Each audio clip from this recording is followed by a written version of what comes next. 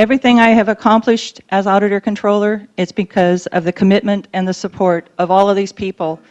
Thank you all so very much, and I love every one of you. Thank you.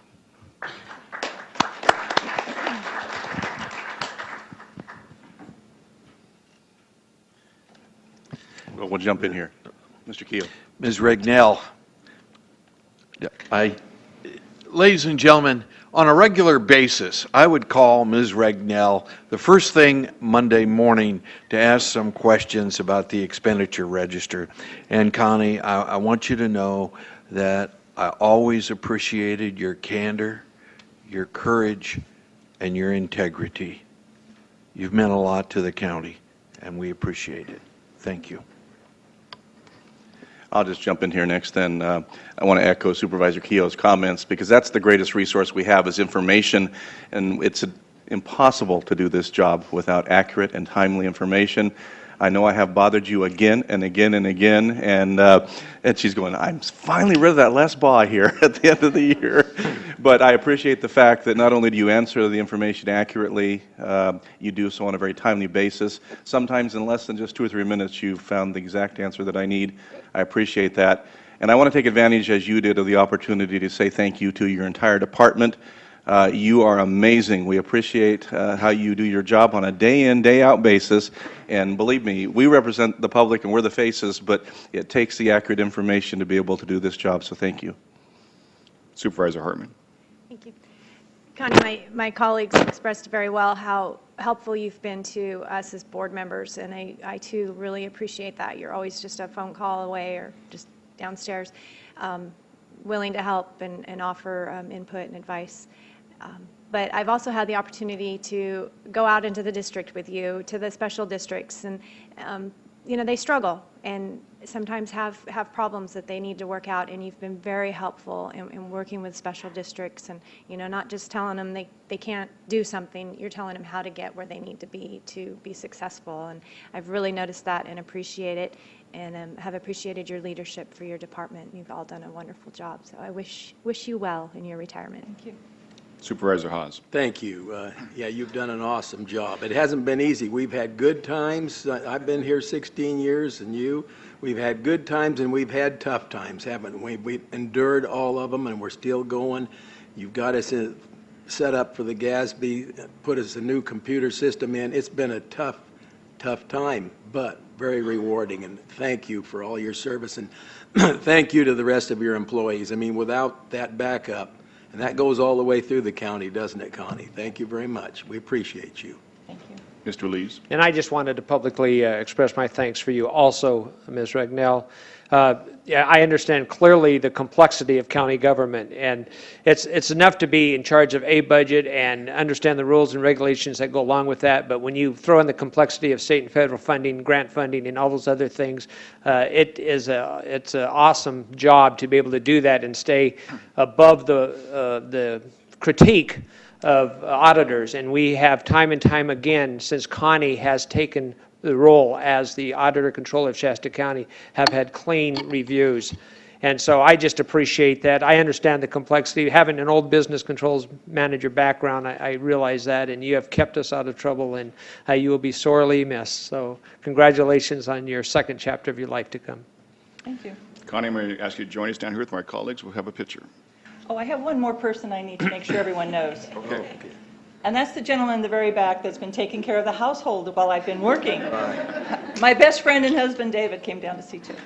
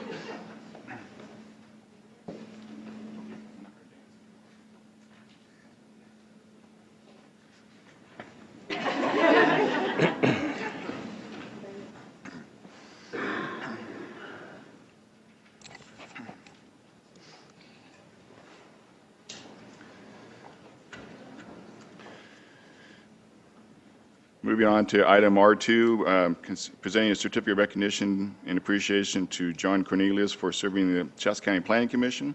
And I will let you know that Dick Franks was not able to make it this morning. He's sick, so we'll just postpone that to another time. Mr. Simon, go ahead. I'll let you start. Chairman Modi, members of the board, members of the audience, it's my pleasure to introduce and give a little background for John Cornelius, one of our distinguished planning commissioners. John Cornelius is a World War II veteran and a Korean War veteran. He was instrumental in part of the Berlin airlift, which, as most of you are aware, was kind of a historic event that prevented the Soviet Union from essentially taking over Germany and Berlin and changed the course of history. So John was a participant in that very historic year-long event. He holds a lifetime teaching credential in fire science and was Assistant Acting Fire Chief for Santa Clara. John retired to Shasta County, where he formed a volunteer fire company and remains active in politics and community affairs. He currently lives on 80 irrigated acres in the eastern Shasta County with cattle and horses. He was appointed to the Planning Commission by Supervisor Hawes about 16 years ago and has provided sound judgment based on the best interest of the community, sincerely, and outstanding leadership to both staff and fellow commissioners ever since. In 2003, he was also nominated and accepted an award by the County Planning Commissioners Association for Planning Commissioner of the Year. So it is my honor to present or to turn over to Supervisor Hawes the honors of recognition for John Cornelius on his retirement from the Planning Commission after 16 years. Come on up, John. It's on. Thank you. This is an awesome man, I tell you, everybody. I wouldn't be here today in this position if it wasn't for John and Marty, his wife. They helped me a great deal running my campaign and making sure that I got elected, didn't you, John? It's been a long time. We've seen a lot happen here in Shasta County. We've had a lot of good things happen in Shasta County, believe me. We've had some really good times with the economy, and of course, we're on the other end now, and we've always supported growth and jobs in the county. And I'm going to read this before I turn it over to John, but he's been an awesome help, believe me, to this county, everyone. Shasta County Board of Supervisors Certificate of Recognition, John Cornelius. The Shasta County Board of Supervisors hereby recognize and congratulates Shasta County Planning Commissioner John Cornelius for 16 years of outstanding and dedicated service to Shasta County. Presented this 11th day of December 2012, and it's signed by all. And this is the nice copy here, John. But would you like to say a few words? But I just can't say enough about what you've done. And by the way, back when I ran, he was kind of the leader of the Republican Party here. And believe me, things really got done in those days. We were just talking about him yesterday at a luncheon with our new assemblyman, Brian Dowley, and everybody has just the highest respect for you, believe me. You're pretty famous in California, Northern California especially, but California. Thank you, John. Awesome. Well, thank you, Glenn. I wouldn't be here today if it wasn't for Mr. Hawes. Supervisor Hawes, as you know, he's the guy that appointed me to the Planning Commission, and I was so grateful and thankful that he had enough trust and confidence in me to serve this community. And the good thing about the whole thing is we did have a lot of hard work to do back in those days, and then without the staff, we wouldn't be where we're at today. We have an excellent staff. It's been my pleasure to work with the staff. They've made my job a lot easier. And so with that, I'd like to thank Glenn, the board, and everybody else for the opportunity to serve the county. Thank you. Thank you, John. It's been awesome. And we'll go on together, too. Believe me, you betcha. Thank you. No, we're not going yet.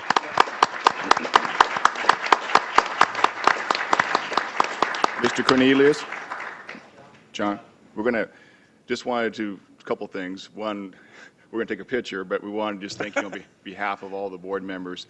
Thank you for your service. We certainly appreciate it. And if you just turn around, we'll all come on and take a picture with you.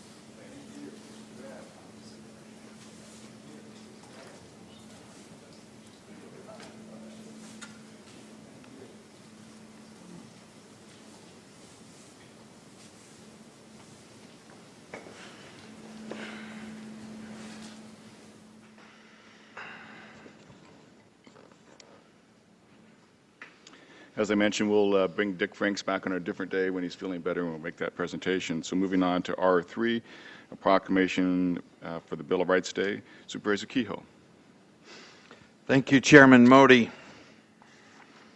Ladies and gentlemen, I think you will agree with us that this is probably the most important proclamation that we will make each year.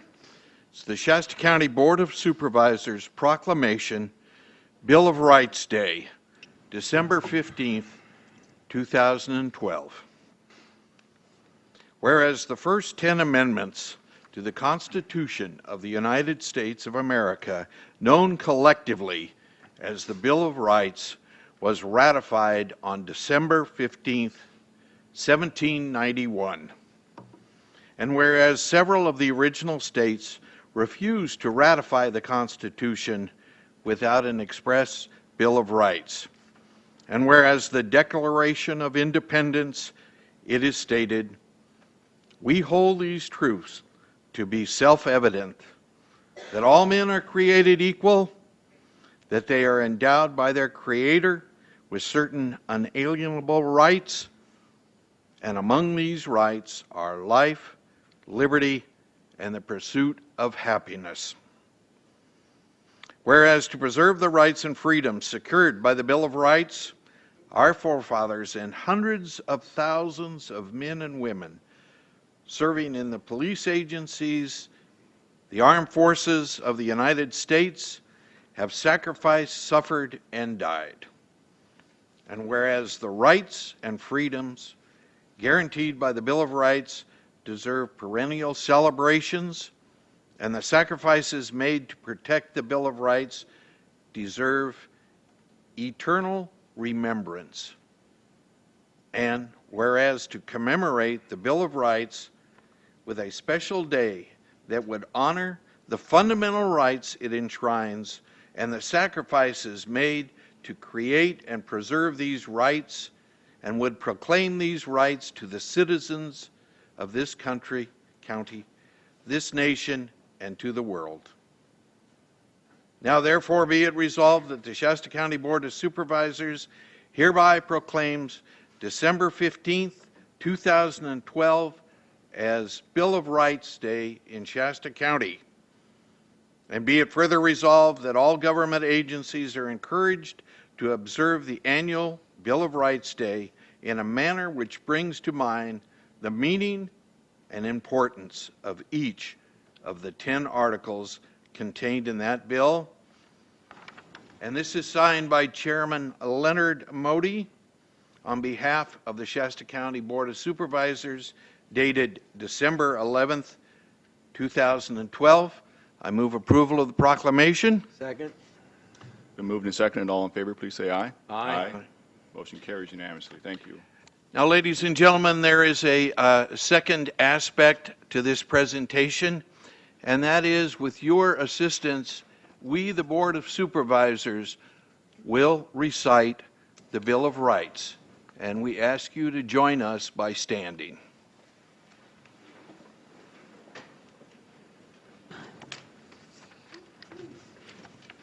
The Bill of Rights, Amendment 1. Congress shall make no law respecting an establishment of religion or prohibiting the free exercise thereof or abridging the freedom of speech or of the press or the right of the people peaceably to assemble and to petition the government for a redress of grievances. Amendment 2, a well-regulated militia being necessary to the security of a free state, the right of the people to keep and bear arms shall not be infringed. Amendment number 3, no soldier shall in time of peace be quartered in any house without the consent of the owner, nor in time of war, but in a manner to be prescribed by law. Amendment 4, the right of the people to be secure in their persons, houses, papers, and effects against unreasonable searches and seizures shall not be violated, and no warrants shall issue but upon probable cause, supported by oath or affirmation, and particularly describing the place to be searched and the persons or things to be seized. Amendment 5, No person shall be held to answer for a capital or otherwise infamous crime unless on a presentment or indictment of a grand jury, except in cases arising in the land or naval forces or in the militia, when in actual service in time of war or public danger. Nor shall any person be subject for the same offense to be twice put in jeopardy of life or limb, nor shall be compelled in any criminal case to be a witness against himself, nor deprived of life, liberty, or property without due process of law, nor shall private property be taken for public use without just compensation. Amendment 6. In all criminal prosecutions, the accused shall enjoy the right to a speedy and public trial by an impartial jury of the state and district wherein the crime shall have been committed, which district shall have been previously ascertained by law, and to be informed of the nature and cause of the accusation, to be confronted by the witnesses against him, to have compulsory process for obtaining witnesses in his favor, and to have the assistance of counsel for his defense. Amendment 7. In suits at common law, where the value in controversy shall exceed $20, the right of trial by jury shall be preserved, and no fact tried by a jury shall be otherwise re-examined in any court of the United States than according to the rules of the common law. Amendment number 8, excessive bail shall not be required, nor excessive fines imposed, nor cruel and unusual punishments inflicted.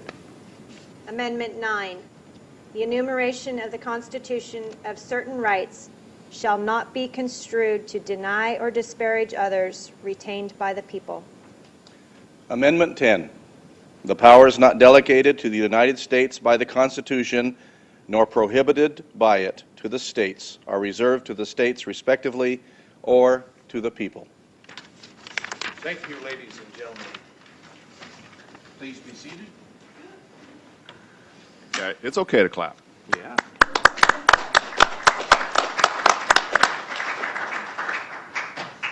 We're very fortunate in this country to have our Constitution and our Bill of Rights. Alice, member of Daughters of the American Revolution, and just appreciate so much the board remembering our history each month. And as Mr. Kehoe said, 1 year, this is what our military was fighting for. So thank you. Thank you. Ms. Ellis, on behalf of the Board of Supervisors and the residents of Shasta County, it's a pleasure to present you with this. Thank you for all of your efforts, Donna. Thank you.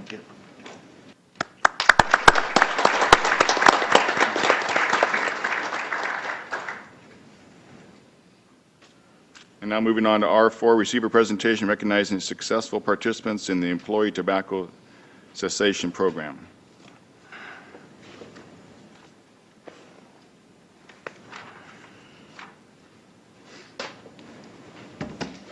Thank you, honorable board members, Chairman Modi, Merry Christmas, Michelle Schaefer, Director of Support Services. Several months ago, we brought to the board a pilot program for smoking cessation classes offered to county employees and their family members in efforts to support quitting smoking. And it was a very successful program. We did it after hours, and at that time the board approved making it a permanent program and offering it twice a year. So in September, we offered the class during lunchtime, and employees worked with their supervisors to flexibly schedule their work so they could attend classes. We had five people actually complete the course. We had 13 show up to the first meeting, and we had 5 complete the course. And I'm proud to say that we have 3 that we are recognizing today. Actually, I just found out about a 4th employee who went on his own to another course offered through Mercy, and so I want to make sure I recognize him today as well. We feel that it's very important to support the efforts of the employees in quitting smoking. The Centers for Disease Control says there's a cost of healthcare expenses of $193 billion annually in direct healthcare expenses and loss of productivity to employers who have employees who smoke. And so that we feel it's very important that we provide those opportunities and support in quitting. It's a very difficult habit to quit, and so we always think it's important to recognize those that have. So I'd like to call it, we do have the 2 county employees, the 2 family members were not able to make it today. However, we do have an award for them. So I'd like to call Matt Schumann and Steve Susky up and recognize them for their efforts and congratulate them. And we give them a little clock because they've added time to their life with these efforts.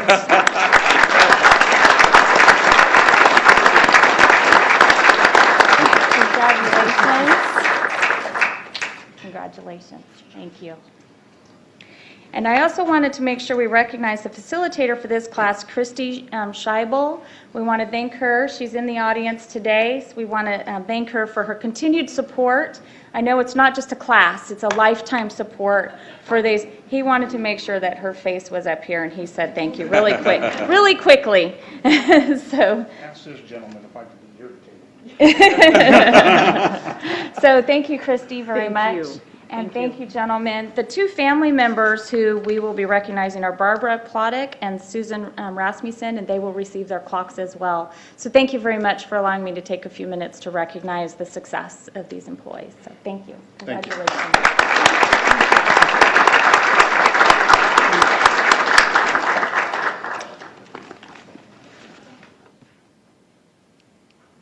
Yeah, my congratulations to both of you.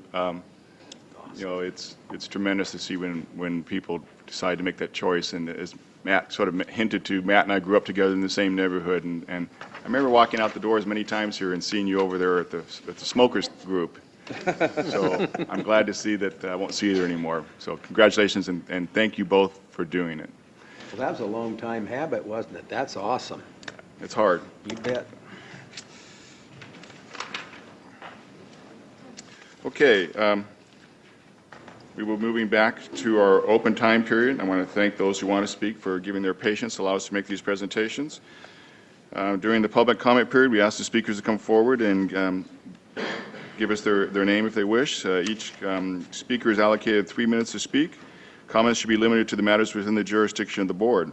Pursuant to the Brown Act, action or board discussion cannot be taken on open time matters other than to receive the comments and, if deemed necessary, to refer the subject matter to the appropriate department for follow-up and/or to schedule the matter on a subsequent board agenda. I have one request at this time to speak, and that would be Randall Faulkner. Good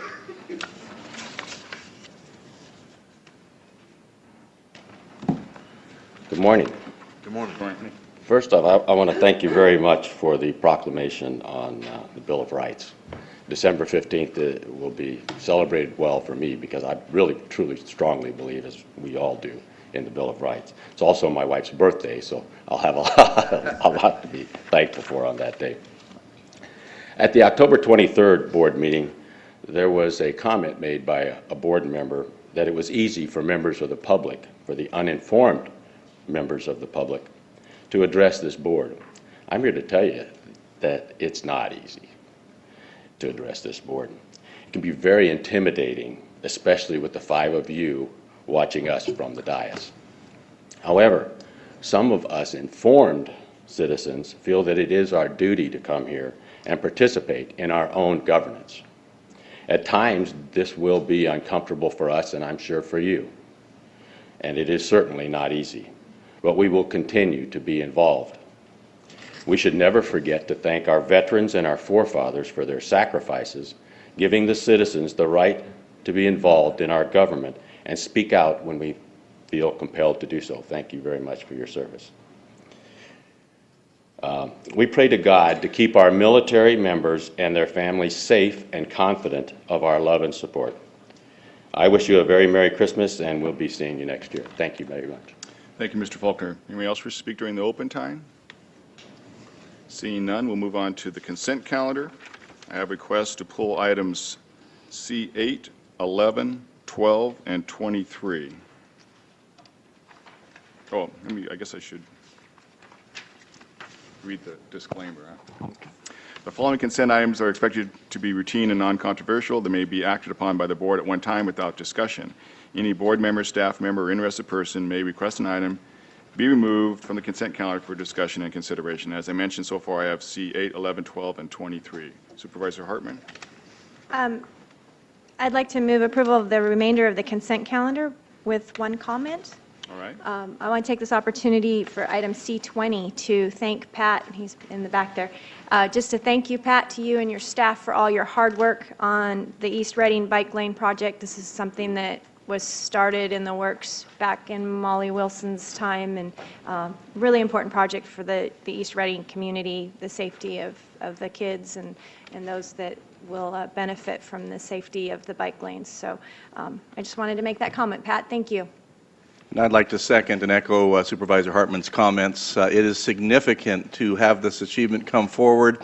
It's easy to have it on the consent agenda after so much work, but the bottom line is it's years and years and years of effort on behalf of Mr. Minturn and the staff and the public cooperation as well. So thank you, Mr. Minturn. A job well done.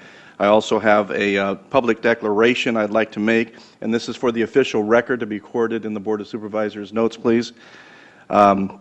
My wife, Susie Baugh, is a council member of the City of Anderson, and as such, it's my obligation to disclose the prior decision on item number C1, which I do intend to vote on, that my wife does receive a salary. Of course, that would be $50 per month.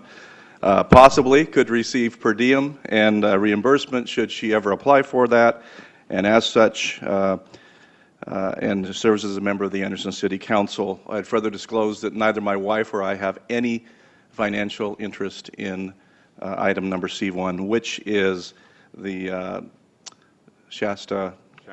Thank you. Supervisor Haas. Yeah, I just wanted to mention on the bike lanes too, we have been working on that a long time, and it's coming to fruition, and that's wonderful.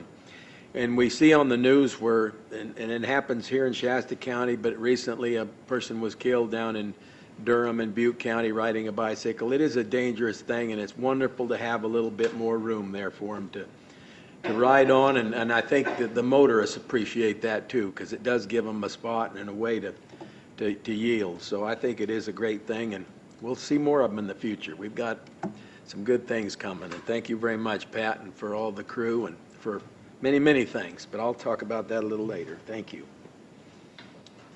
Okay, we have a motion and a second. All in favor, please say aye. Aye. Opposed? Motion carries. Moving on to item C8. Thank you, Chairman Modi. C8, ladies and gentlemen, is the appointments to Shasta Lake Fire Protection District Board of Directors in place of an election as required by law. I have asked our county council to give us some background information on the process involved here. Thank you, Supervisor Kehoe. What's before the board today is a request to appoint two individuals to fill these two positions on the Shasta Lake Fire Protection District Board of Directors. That Board of Directors is a 5-member elected body, and there were 3 positions on that board that were up for election this past November. Unfortunately, only one person filed a declaration of candidacy for a position on that, and the board may recall that in September, Ms. Kathy Darling Allen brought to the board to have that person, Mr. Steve Morgan, appointed to fill one of those 3 positions, which the board approved. So now there are 2 vacant positions on the Shasta Lake Fire Protection District Board of Directors, which did not have declarations of candidacy presented. And then by pursuant to operation of law, when that happens, it then falls to this board to appoint individuals to those offices who are qualified on the date the election would have been held, which essentially means that they reside in the district and are registered voters in the district. As I understand it, the Shasta Lake Fire Protection District Board of Directors has made recommendations of these 2 individuals, Mr. Richard Kern and Mr. Wilson, and the clerk of the board has presented this recommendation to the board to appoint these individuals. The board is under no obligation to appoint them or accept the recommendations from the district board. It may decide to do any other process that it wants in terms of selecting these two individuals, selecting two people to fill the vacant positions. And I'm happy to answer any questions you may have. Mr. Cruz, is it right, proper, and legally permissible for us to make these appointments? Yes, it is. Thank you. For the record, we received an email from a citizen of Shasta Lake, Ms. Palmer. I would like to make that part of the record and move approval of the staff recommendation. Second. Supervisor Haas. Well, I think we're going to see more of this, especially out in the smaller districts in the future, because it costs money to get on an election. And since ERAF has hit them, the Education Revenue Augmentation Fund, and the way the state is taking money away from small districts, they need to save everywhere they can. So I think future boards are going to see more of this happen. I know you're going to see it in MacArthur coming up very soon here. So it just costs some money to get on the ballot and go through the process, and they just don't have it. So. I'd like to move approval of the item, and you had comments? I'll yield to you sorry. Go on your ahead. motion. He beat you to it. They beat you to it. No, go We ahead. have a motion and a Go ahead. second. Is there any other discussion on this item? Not paying attention. Yes, please. Go ahead. I want to thank those that are willing to step up and serve and help our community by being part of the fire district, so thank you. Any other discussion? Seeing none, all in favor, please say aye. Aye. Opposed? Motion carries. Thank you. Item C11.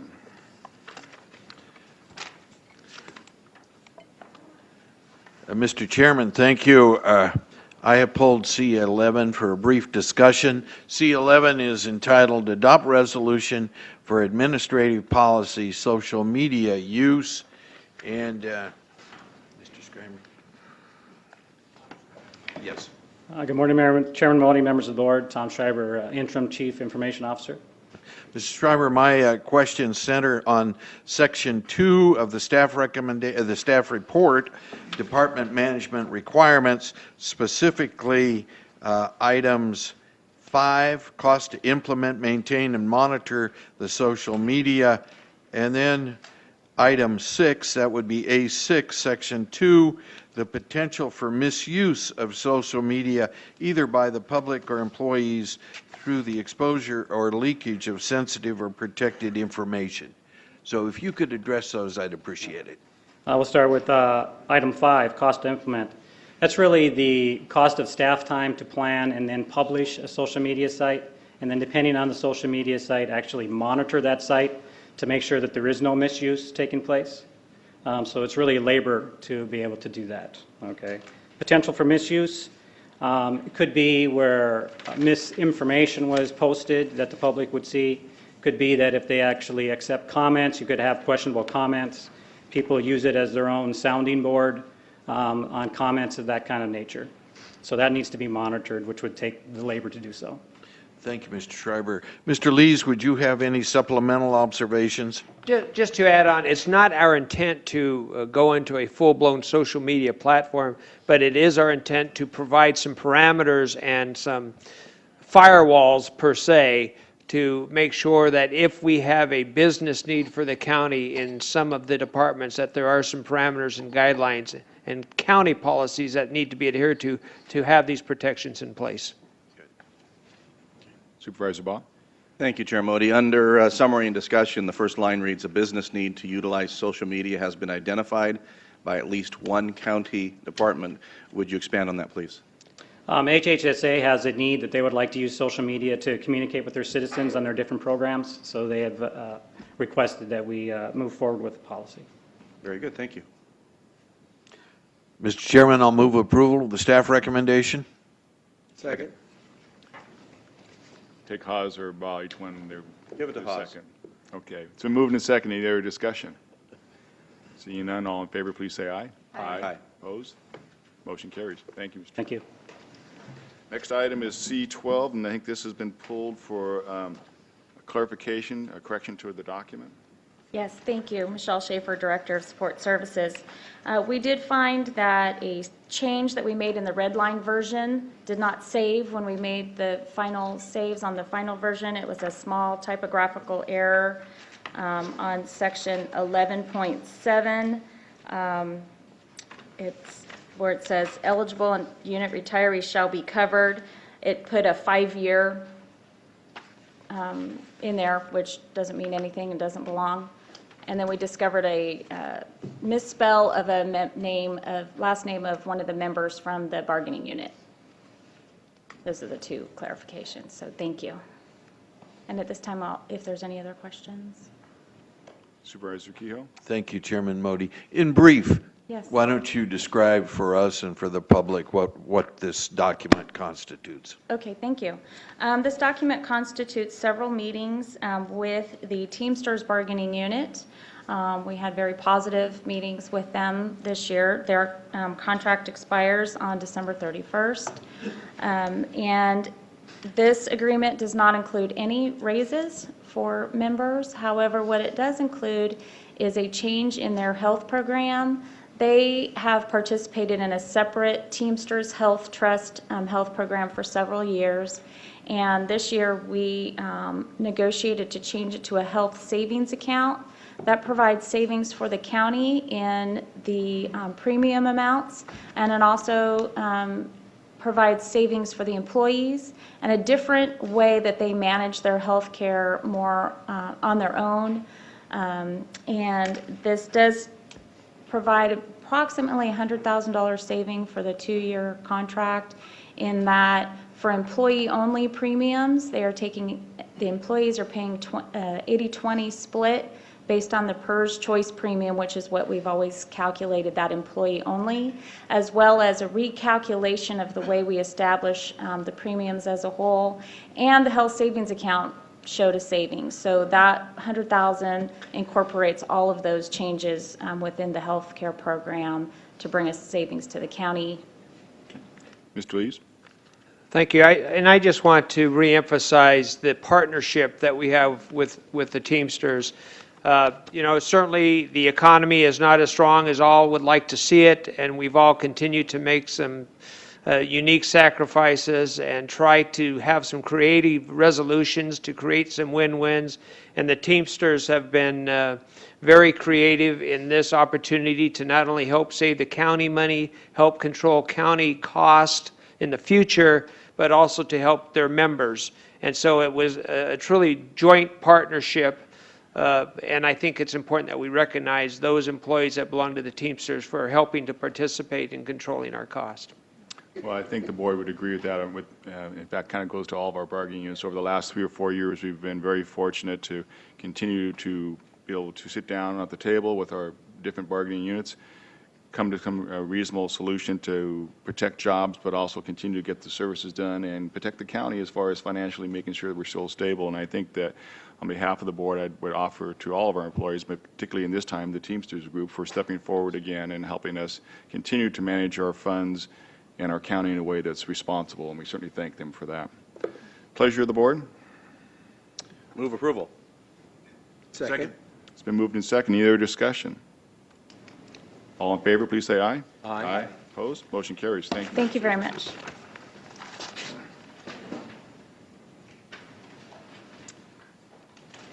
Item C23, agreement between Shasta County and ACOM for preparation of general plan update. Mr. Simon. Good morning again, Chairman Modi and members of the board. We asked that this item be pulled from the consent calendar. We inadvertently omitted page 2 of the work study plan. The contract itself is unchanged, but page 2 of that study plan, that is attachment A, includes a brief summary of the purposes of a general plan and the specific purposes of this general plan update, and it begins the section on the focus of this general plan update, which continues on to page 3, which was included in the board's packets. I do have copies for distribution if you'd like to see those. That's the only change that we are proposing. Okay, thank you. I do have one request to speak on this item. Mr. Charles Alexander.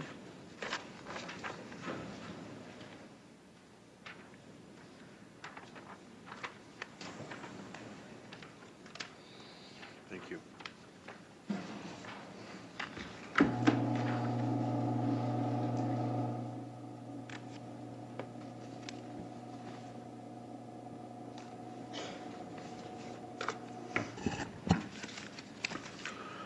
Thank you for the opportunity here today to address the board on the matter of the proposed agreement, as well as on that of the climate action plan that doubtless will be at the heart of the first matter.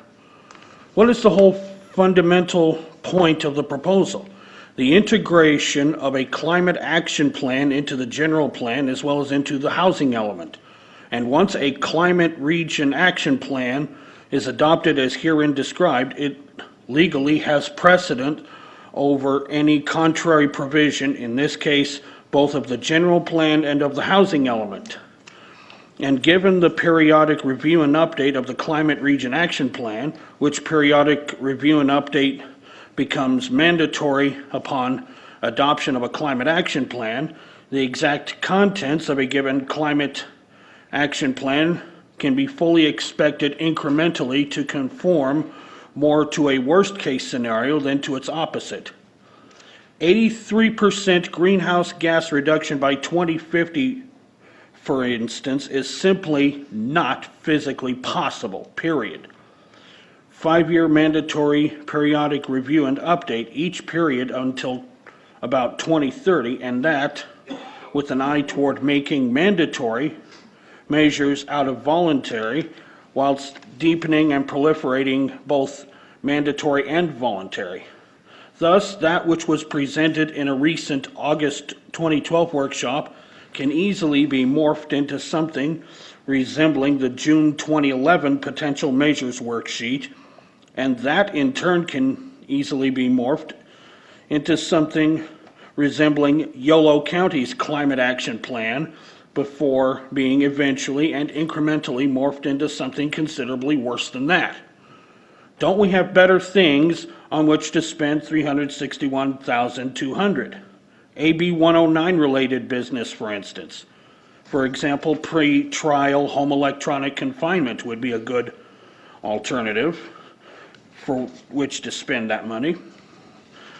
What we do not need is the danger to which we would be exposing ourselves by integration of a climate action plan into either the general plan or the housing element, or both. Just say no, thank you. Thank you, Mr. Alexander. Anybody else wish to speak? Questions from the board? Supervisor Baugh. I would appreciate it if Mr. Simon could address those comments, please. Thank you. Just briefly. Absolutely. We anticipate that the climate action plan, aspects of the climate action plan would be incorporated into the general plan. The intent would be to offer menus of options for project proponents. The idea would be to streamline the environmental process by finding that a project would be consistent with the menu of options available for reducing greenhouse gases. That is something that I don't think anticipate that word for word the regional climate action plan will be adopted as mandatory within the general plan, but the intent would be the streamline of procedures for projects that would be found to be consistent with again, with the menu of options. The general plan process is one that is subject to public review and significant amounts of public input. So the ultimate configuration of what that looks like in the general plan update will be largely up to the community. So in that regard, we have no preconceived agenda that we're trying to push through in that aspect of it. Thank you, Mr. Simon. Supervisor Haas. Well, thank you for those comments, but this is important, and we've had a lot of people think that we've never done this, and we've been doing it every 5 years, and this one's a little bigger than we've done in the past, but I think it's very important because isn't it right that when projects come through, it's easy for the people out there to sue us if we don't do this work. And that's what we're watching out for. We're just trying to take care of the business public that wants to do something here and get it done in a timely manner. So I think it's very important.